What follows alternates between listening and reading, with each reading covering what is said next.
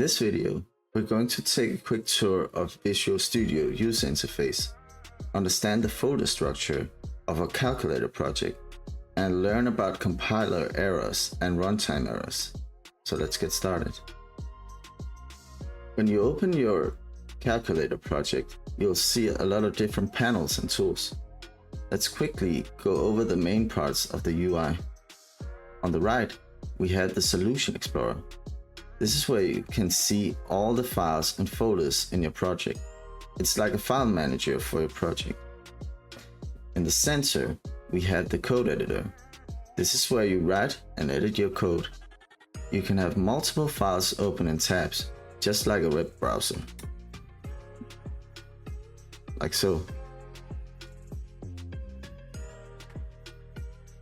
At the bottom, you'll find the error list and output window.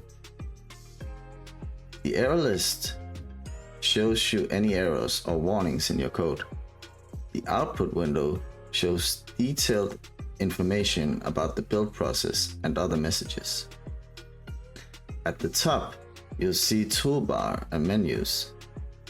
These provide quick access to many features like building your project, running your code, and accessing various tools. Let's look at the folder structure of a typical C# console app.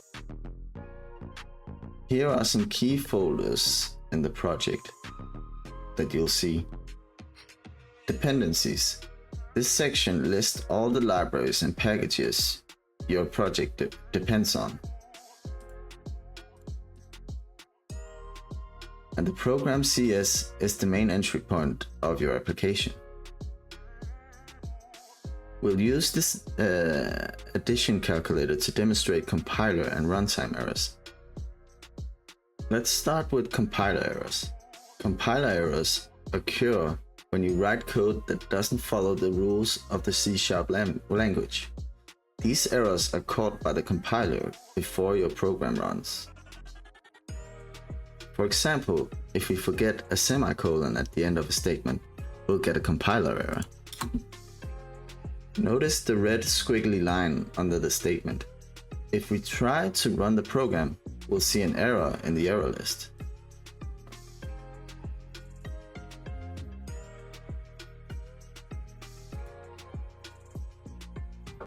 The error list shows us that there's a syntax error. The compiler won't let us run the program until we fix this error by adding the missing semicolon. And you can see here, it also expects semicolon. So let's add that. Now let's talk about runtime errors. Runtime errors occur while your program is running. These errors happen when your code tries to do something invalid, like dividing by 0 or converting invalid inputs. Let's try and introduce a runtime error.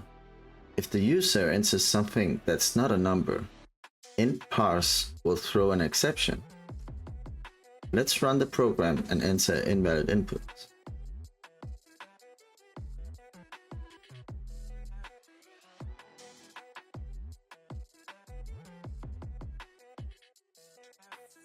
When we enter ABC instead of a number, we get a runtime error. The program crashes and shows an error message in the output window, or even here. Let's stop debugging our program and return to what we have. So let's recap what we learned today. We took a quick tour of the Visual Studio UI, explored the folder structure of a C# console app project, and learned the difference between compiler errors and runtime errors using a simple addition calculator example. I hope you found this video helpful. See you in the next video.